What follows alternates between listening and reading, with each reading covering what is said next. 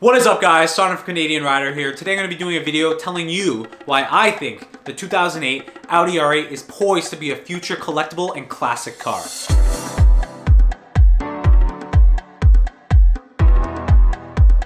Obviously, the first thing that makes this so historic and a collectible in the future is Audi's first supercar. They did a lot of concepts earlier that took them down this road, but this was the first supercar that Audi's ever made that went through concept to actually getting green lighted. And that's super important because Audi has a tremendous racing history. This basically came off the heels of the 2000 Le Mans wins where they took the entire podium. They took first, second, and third place. And it was that race car that really ignited Audi to go ahead and build off that success and that DNA into its first supercar made for production. So not only do you have this amazing story, the racing history and the pedigree, Audi's first supercar, but when it came out to market, it was a huge hit. Everyone remembers the Audi R8 from the Iron Man movie. It was all over the place. There were posters about it when it came out because there was this whole new striking design. No one's seen it at the time in the automotive industry. The beautiful side blade design, it wasn't even in Audi's design language at the time for its current other cars in the lineup. It actually built on a new design concept that actually influenced all the further designs. It was this design that made me fall in love with it. When I seen it come out, it was so breathtaking and it's such a timeless design. I'm talking to you guys about this 10 years later, and to this day, you go out on the road, people are turning their heads. This car has not aged a single bit. It's actually incredible. I personally love it. I made a video comparing it to the new Gen 2 ones, but even you ask people all the time, you ask Audi fans, you ask people on the streets, if you're comparing Gen 1 and Gen 2 Audi R8, most people are going to tell you the Gen 1, the classic design. Honestly, I don't see how Audi could outdo that first attempt that they really did. It was such a huge success and actually sold out in the first week. So this car, demand was off the charts. They had great marketing around it. It became instantly a supercar that was on people's walls. It became a supercar that people dreamed of owning, just like I dreamed of owning. So not only was it a mainstream media success, but automotive journalists and fans adored it because of its performance. Brought in the 4.2 liter V8 that people loved. It revved so high. 6-speed gated manual transmission, especially in a time when a lot of supercars were going into automatic. Magna Ride suspension, had the best suspension, really good seats. You know, everything about the supercar was packaged properly and it really all came together. The mid-engine design, so many different things, people loved it. It was the complete package for a supercar. For Audi's first attempt, it was a huge home run. And now, 10 years down the line, we're looking at, what other cars are out there on the market. And I was asked this, if I had $1 million, what car I would buy. Personally, for me, I'd still be buying a Gen 1 Audi R8. And its design trumps so many designs out there right now. We're seeing so many automotive car manufacturers really trying to do different things with the cars. And you do get those one-offs that are true pinnacle classics of design.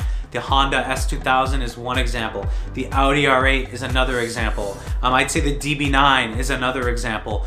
These are timeless designs that, it doesn't happen very often, but when the designers of that manufacturer strike that chord and that balance of perfect lines and structure, and just at the time that it comes, this car is one of those cars. And even to this day, people look at this car and it is absolutely beautiful. It hasn't aged one bit.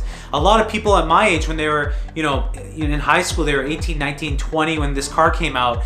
Now they're going to be able to afford these cars as they get older and they get jobs. This is going to be a sought after car. There's tons of cars out there in the market. There's a lot of competition in the space, but especially if you're looking at used versus new, a lot of people are coming into this car, and that's why you also see the depreciation has bottomed out for this car. So any cars you go look at, if you look at 2008, 2009, 2010, all the Gen 1 generation models, all of them have bottomed out. And the reason why they bottomed out is because the price action there, people are picking up these cars. There's a value associated with these cars.